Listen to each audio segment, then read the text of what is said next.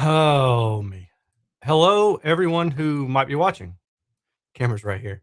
I hope all of you, starting off, I hope all of you have a great day or having a great day so far. Very random live stream. The truth is that I sat down to do a review of a speaker and I went to check the retail price of said speaker and their website's down, like entirely down. And I'm a little bit concerned because it's a boutique brand. I'm a little bit concerned that something's up. So before I decided to spend all sorts of time shooting the video and then editing the video, I emailed them and said, "Hey, you guys are still in business, right?" Um, so hopefully that's the case, and they'll email me back and say, "Yeah, the site's just giving us issues," and then I'll do the video some other time. And I thought, I'm already here. I've already got the lights on. I've already done my makeup, to try to get ready for the camera. I'm kidding, and I figured I'd just do a quick live stream. Maybe this will be 5 minutes. Maybe it'll be, I don't know, 15, 20, 30 minutes. I don't know. I'm just, I'm kind of hanging out here. Yeah, a little bit scatterbrained right now, as you can tell. Uh, for those of you who may be wondering, I've got a lot of speakers that I am in the process of reviewing. I'm having a procedure done um, at the end of next week. It's like the day after Christmas. So there's going to be about maybe a 1 or 2 week span where I'm not editing videos and reviewing speakers because I can't really lift anything heavy for that period of time. And the heavy, like I'm not supposed to lift anything more than like 10 pounds or something. And it's not a big deal. It's just, it's one of those things where anytime you have a procedure done, they say don't do X, Y, or Z for a few weeks. So what I'm hoping to do, and I don't know if I'll be able to, is I'm hoping that I'll be able to get a lot of these speakers tested that I've been listening to, and then I'll probably shoot some video for them, like maybe over the week this week and maybe some next week. And then that way I'll just have a lot of video that I can edit for the couple weeks that I'm not able to make content. If that makes sense. I'll edit it and then I'll post it after that. So yeah, that's kind of where I'm at right now. If anybody's got some random questions, feel free to ask. If you're watching this on the playback later and you're wondering what the heck is going on with the thumbnail there, it's kind of just a joke. I occasionally get people who will ask questions about my terminology for toe in versus toe out and things of that nature. So I thought, I just kind of have fun with this a little bit, but at the same time, it's a good jump off point, kind of as a refresher to explain why I say what I say as far as toe in versus toe out, like how I describe it. So give me 1 second, and what I'll do is, oh shoot, I went away for a minute there. I'll share my screen and kind of show you all what I'm talking about here. So just bear with me if you don't mind, please. Da, da, da, da. Should I share the entire screen? Yeah, I'll do that. That'll work. Okay. Um, let's not do that. Let's do aiming all. Yeah, we'll do this one. This will be a good one. Hey, Teddy, chill. Okay, so hopefully this shows up. I know that it's a black background, and the reason why is it's a transparency that I always use this for my videos when I'm talking about toe in versus toe out. And so I don't have the white background. I usually have to go and throw that on there separately. But what we're looking at here is the couch in the middle. And somebody made a comment. I don't know who it was. And if it's you, well, real Slim Shady, please stand up, raise your hand, let me know. I thought it was really funny because it kind of bugs me too, if I'm being honest. The comment was, if you're sitting right in the middle, it's not really a comfortable spot because that's where the two cushions merge. And I'm like, yeah, dude, 100% with you. Totally get that. But I thought it was funny. So if we look, the idea here is that your listening position is in the center of the couch. And if you, give me 1 second here, try this, try that. Yeah, that'll work. Okay. You're right here in this position. And on axis, I've been doing this. I've been measuring raw drivers since about 2010, maybe a couple years before that. And if you go and look at manufacturer specifications for raw drive units, like Tang Band, ScanSpeak, Don Audio, et cetera, I mean, you name it. If they've got measurements out there, the on-axis response is always relative to the listener. It's always directly pointed at the listener. So when you're reviewing or looking at a drive unit on Matasound's website, which, hey, why not? Let's go ahead and do that real fast. Matasound speaker store. Sure, that works. I'll drag this over here. Go back. Okay, so this is the ScanSpeak Illuminator 18W. What's up, Derek? If you're watching, we just had a conversation about this speaker today. And then I go down here and I blow that image up. Good Lord. All right. Well, the view on that's pretty nasty, but if you go to ScanSpeak's actual product page, their PDF will have better resolution. Still, you can get an idea of what I'm talking about here by looking at their frequency response measurement of this drive unit. In black is on axis. That is with that drive unit pointed directly at you. And then they've got green 30 degrees and 60 degrees is in red. So that begs the question is, well, what are the angles, right? If we understand and we agree with on axis being directly at the listener, then how about toe in, toe out? And this is where some people get confused. And I get it, you know, and if you have a different explanation for it, that's fine too.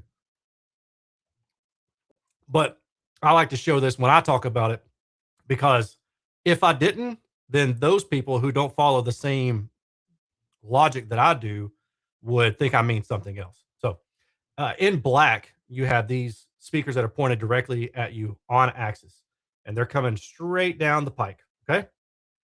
And then the other examples that I give would be speaker toe out in red, where the speaker is facing out away from you. Okay. Like it's going outward.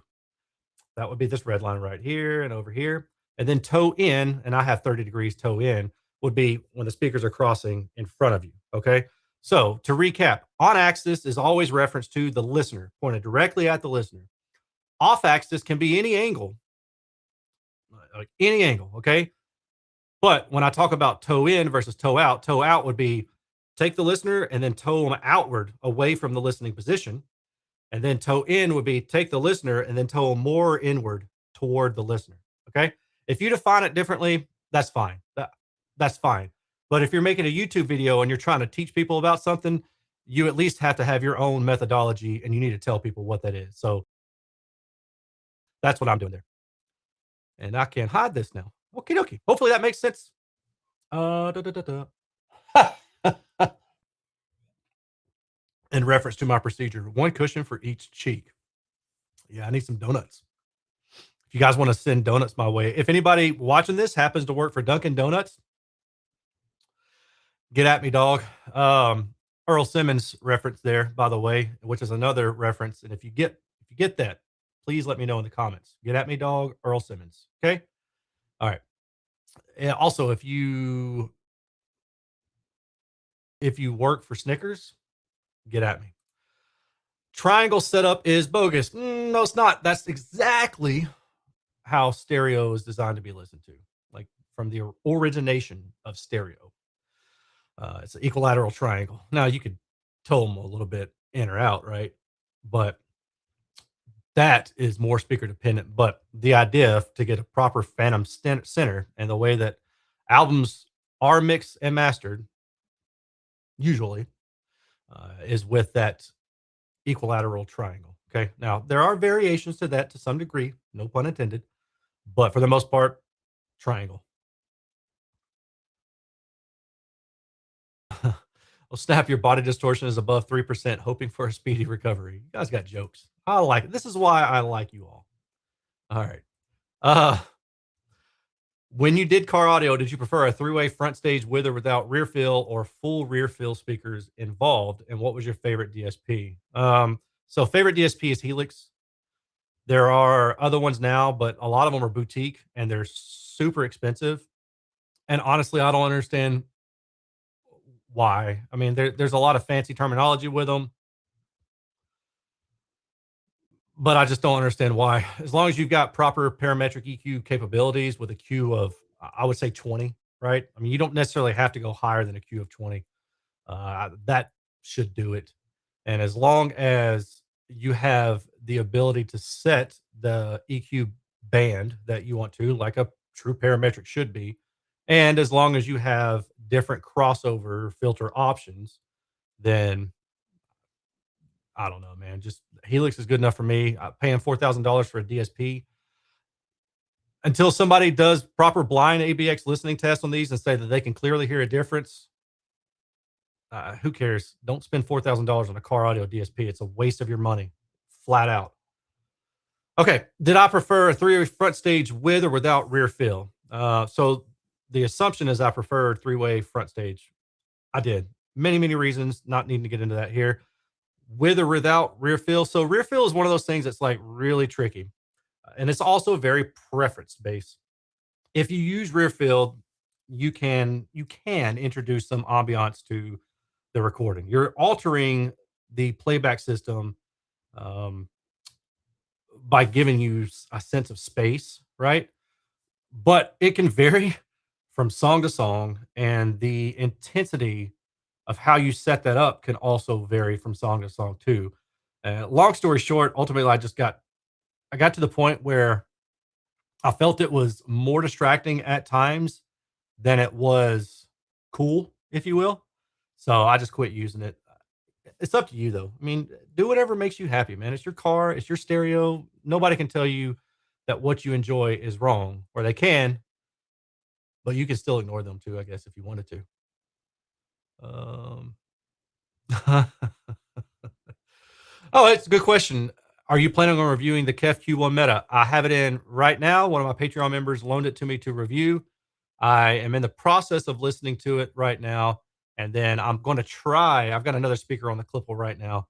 I'm going to try to put that KEF on the Clipple tonight and measure it overnight, so I can measure another speaker tomorrow morning after I wake up. I mean, I'm blitzing this stuff hardcore. I probably got 12 to 15 different pair of speakers, and if you're on my Patreon, you know this, and you've seen all of them in one of my videos. So yeah, the KEF Q1 Meta is on the list, and I'm hoping to have that video done by the end of the year.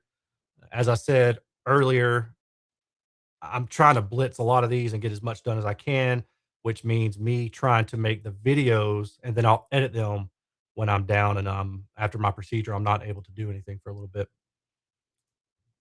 Has there ever been a speaker you suggested across in front of you? So here's the thing, there's the time intensity trade-off, and it's pretty popular with waveguide type designs, especially like really narrow horns. And the idea there is that you can expand the sweet spot to where if you're sitting on the left or the right side, not in the center, but the left or the right side of center, then you'll have good tonality from either side of seats or even still the center seat, right? The center seat is pretty much always the best seat unless you're talking complex DSP with not waveguiding, but kind of like phased array, having multiple drive units and altering the time to essentially steer the wavefront in a way. It's pretty neat stuff if you look into it. That's how a lot of early detection radar systems work for missile defense. If you look into it, phased array radars, pretty cool stuff. Sound kind of follows the same logic, if you will. Probably a lot more simple with sound than it is radio waves, but um, yeah, got off track. Let me get back on. For the speakers crossing in front of me, we'll bring this back up. Again, the idea is that you can expand the sweet spot to either the left or the right side in terms of tonality. But I've argued this with many, many people who are big proponents of crossfiring in front of you. The only way that it really helps you is with tonality. That's the only way that you get some kind of benefit. Because if you know how you hear left, right, in stereo, the way your ears work, you have ILD and ITD, and there's even IPD, but we're going to focus on the first two. So ILD is interoral level difference. Okay. So how you hear sounds between left and right and your location, your ability to locate those sounds in front of you hemispherically. Um,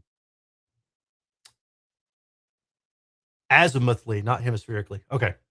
How you're able to pick where that sound is coming from in front of you is dependent on the width of your head relative to the sound wave that's coming at you. So below approximately about 1 kilohertz from most human heads, you're going to locate sound based on the level, the intensity. So if this sound is 5 decibels louder than this sound, then you're going to hear this one based on the level difference at lower frequencies. Okay. And no, I'm sorry. Gosh, guys, I'm so sorry. Scratch that. Level is 1K and above or 2K and above. Time is below 1K. I flip flop that. I'm sorry. So let me straighten that out. If you're going left to right, the way that you hear the difference in location from left to right is based on the time. So the time of arrival, it hits this ear versus this ear. Okay. And then level, it's amplitude. So you're able to hear the difference between left and right based on the amplitude. And again, that's related back to your head. And if you Google or if you just figure out the relative wavelength of your ear to ear, that's about 6 inches. So that's like, let's just ballpark it, say about 1300 hertz, maybe 7 inches. So be a little bit lower than that, but it's in that general region. So with that said, and I hope you all follow me, because you are cross-firing the speaker, the idea is that the high frequency from the far speaker is going to sound closer in level to the near speaker, the one that's right in front of you. Now that works fine and dandy for tonality, but you still have the time difference because the lower frequencies that are coming from the speaker that's right in front of you are coming a lot sooner in time than the lower frequencies that are coming from that further speaker. So, in short, what I'm trying to say is there is no stereo.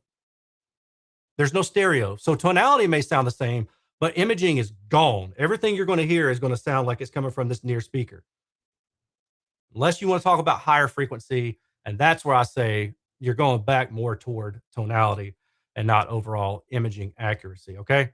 So, and if anybody, wants to nitpick that, that's fine. But that's been my experience and I'm sticking to it. All right. Any plans on making videos on cables? So maybe I plan to do some ABX testing with some people in the region on amplifiers and cables of different sorts. And that's going to be fun. This is not going to be just me because if I make a video and I say I don't hear sound or I say that I do hear a sound difference,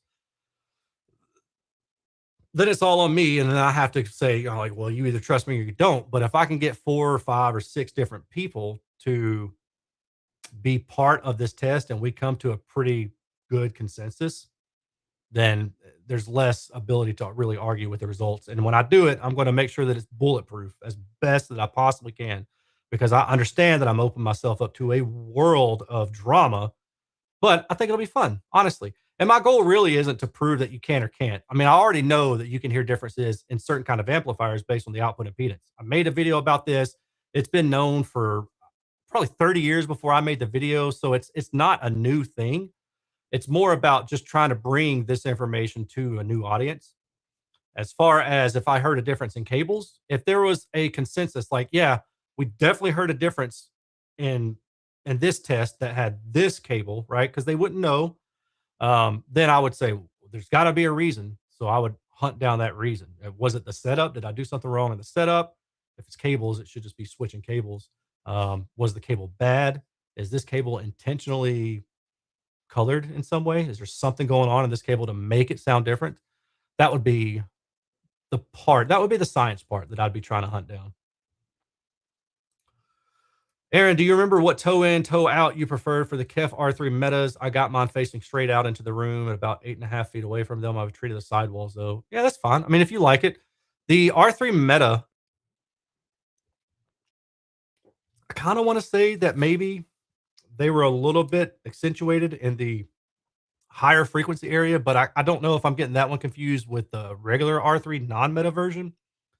But I would say that if memory serves, about 10 degrees off axis, toed out, was where I landed for my recommendation. But I got to be honest, I think it's been maybe 2 years or so now, maybe a year and a half. since I reviewed that speaker, so I'm not 100% sure. Generally, coaxial speakers tend to do better when they're listened to slightly off axis, around 10 degrees or so, maybe 10 to 20. But some are designed to be listened to maybe at a further angle, so that's also part of the design that you have to look into. That's where measurements can really be beneficial, is to do comparisons between what the direct sound is going to be like when it's pointed directly at you, or the first sound is going to sound like when it's pointed off axis in different increments. So you can kind of get a better feel for that. Ultimately, though, I would say that if you want to try 10 degrees or even directly on axis, go for it. Understand that the more that you toe that speaker in toward you and put it on axis, um, you're going to lose some more sound stage width from the apparent source width. Now, you've already got acoustic absorption. And frankly, I would say, just for the speaker, try it out and see what you think. Take the panels off the wall and see if it actually sounds better. The way that these speakers are designed, they have really good directivity, which means the reflections are going to sound very similar in timbre to the direct on axis sound. And in doing that, you're not going to have a lot of issues with tonality shifts, if you will, or even imaging shifts in the soundstage because of those reflections. And you can argue that the reflection will actually make the soundstage sound wider, because in audio you have point sources, right? So a speaker itself is a point source. A tweeter is a point source. A mid range is a point source. When you combine those two and hopefully build a good speaker with a well designed crossover, that speaker as a unit is a point source. Now, every reflection point in that room can be a point source, because that's another point of sound. So that sound that radiates off that speaker to the side hits that sidewall and then radiates back to you. That sidewall is now a point source. That point source, depending on the distance and the level, can sound like it's a widening of the soundstage and not so much a distinct source point. Does that make sense? So the idea there is that if the delay between the reflected sound and the direct sound is low enough, within maybe a few milliseconds even, then it's going to sound like it's the same image. It's just going to sound larger. If it's too large, then it's going to sound like a distinct point source. And you can kind of check this yourself. I mean, if you've got friends, I don't know, if you've got friends, I've got some, luckily. You can say, hey, do me a favor. You guys line up, like have one of them like stand next to the wall, and then have them like one of them stand like away from the wall, and then see like how long it takes you to hear the difference in their voices if they talk individually. I guess even you don't even need a wall for that. Just like see how long it sounds like, before things start to kind of blend together. You got to have a person in the center, though, I guess, to do this, right? Just thinking off the top of my head. So if you have a person in the center and you have a person on the side, dang, now their voices sound different. Oh, I don't like this idea anymore. It might be kind of neat, though. If you have a person in the center and a person 5 feet to the right of them, and then you have them talk at the same time. You have a person in the center and another person like 20 feet out to the right of them. You have them two talk at the same time. Do you hear them as distinctly as you do the two that are right together? I don't know. Maybe that's a really bad example. Maybe we should just pretend I didn't say any of that. They don't pay me to think of this stuff, y'all. I just test speakers.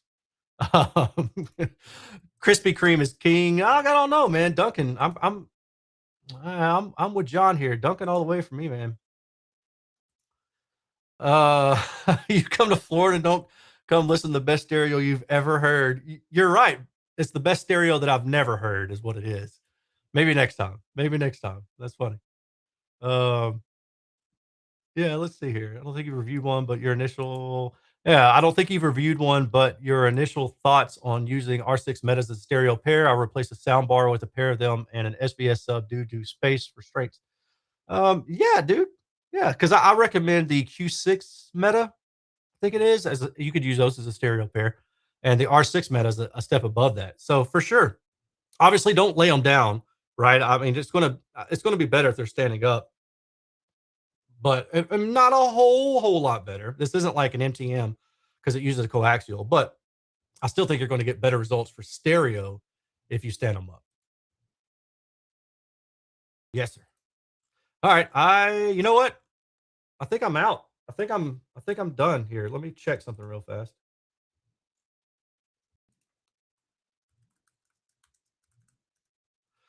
Okay. I'll grab a couple real fast. Exponent plans. If you have special connections, you might get fresh baked cookies. Yeah. Do I have special connections? Maybe. But yeah, for sure. I'm planning on going to Exponent. I'm looking forward to it. I actually tried to see if I could book a room at the Schaumburg Renaissance, the actual hotel where the event is held. Because the past couple of years, I've been unable to, and it looks like they're sold out, which kind of sucks. I mean, honestly, I would like to be at that same hotel, just just to make it a little bit easier. But my boy Chana is probably going to stay at a different hotel anyway, so I'll stay at the hotel that he stays at. Please do blind tests on cables for sure. Like I'm not going to do any testing on cables unless I have blind testing to do it with. Honestly, for me, there's just no point. And this is the thing too. There's a lot of, I'll keep it short. There's a lot of talk about cables and all like power cables and conditioners and speaker cables. And, nobody's doing blind tests. Like, why? If my thing is, if you think you can hear it so easily, just do a blind test, put it out there and shut everybody down. But it has to be a proper blind test. And I think a lot of people really just don't know how to do that, like proper blind ABX listening test. If you can't hear the difference quickly switching like that, then you can't hear the difference. The only thing that you're quote unquote living with is a decision that you made to make that purchase. And that's really it.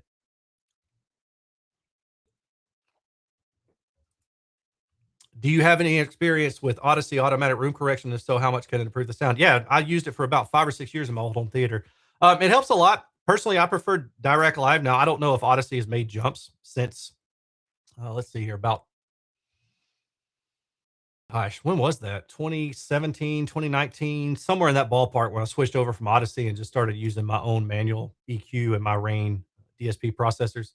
But yeah, I tend to prefer direct. I think it does a better job in the bass than the results that I had with Odyssey. But again, that may have changed. My buddy Joe and Tail has his own app for DSP. It's called Magic Beans. This is just a shout out because he's my buddy. And from what I understand, it seems to work well. I still have not reviewed it. Joe's probably not watching this, but if he does, Joe, dude, I'm one of these days. I promise you.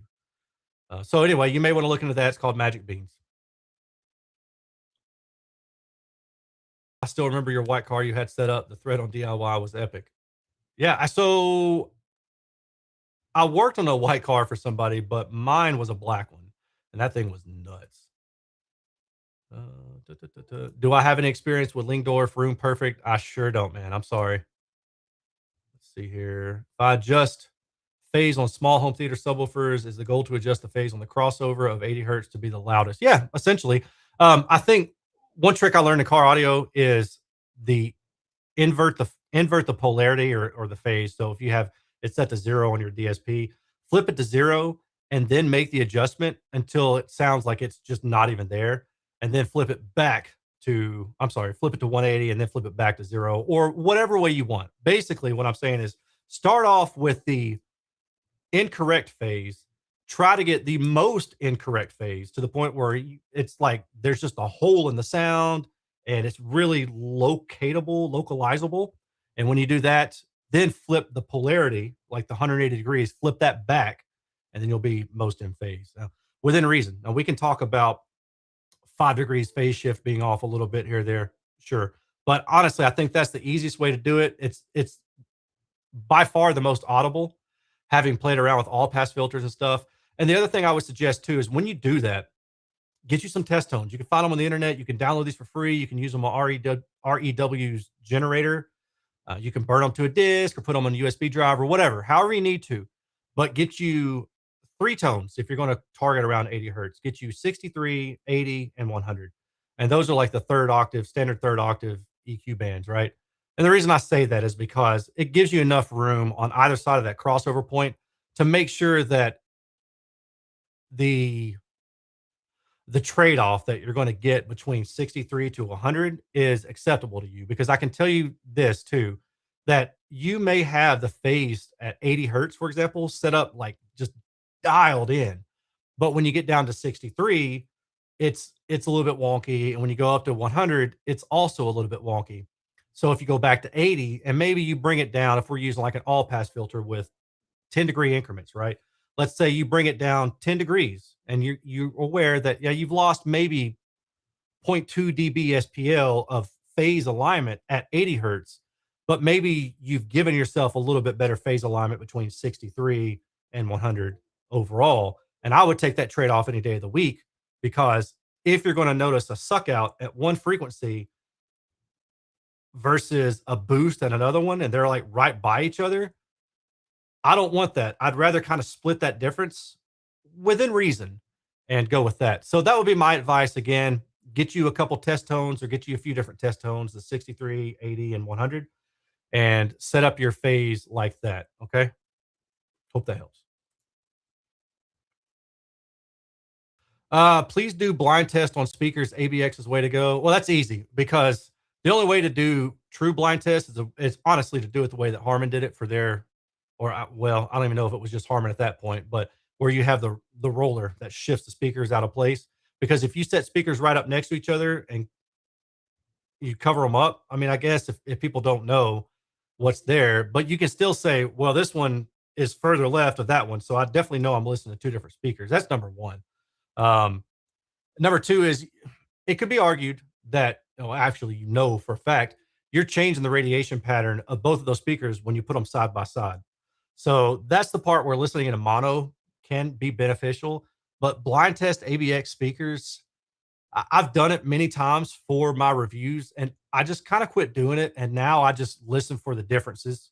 Like I'll put two speakers next to each other and I'll flip back and forth and I'll just listen for the differences and say, okay, yeah, this one sounds a little bit brighter than this one or something like that. And the hard part too about blind testing speakers is the level matching when you have one speaker that's very nonlinear. And I ran into this when I was doing my ABX testing for amplifiers, where I had a tube amplifier that was very nonlinear with one particular speaker versus another amplifier. And the nonlinearity difference between amplifier A and amplifier B was 2.5 decibels, I think, at like around 200 hertz, 300 hertz, so the lower mid range, and maybe like a decibel in the higher frequencies. So you're not going to level match that, right? The best I could do was say, all right, well, let's ballpark around 1 to 3 kilohertz, try to level match it in that region, but it's still not level match. There's obviously going to be a difference there. So I think that also lends credence to the fact that the measurement showed that, when I swept the response from the amplifiers with those speakers connected, I was like, oh, well, that's why I'm getting such a huge difference, because the nonlinearity of amplifier A with this speaker is huge compared to the other one. So let's see. Yup. Okay. I'm gonna make sure there's not a, oh, there's a super chat. Okay, cool. Hey, thank you for the $5 super chat, man. I appreciate it. Um, I've got a split, but that'll do it for me. I hope you all have a good night. I'm going to try to get some speaker data done on this computer over here now that I'm finished testing one downstairs. Yeah, you all take care, and I will see you soon. Peace.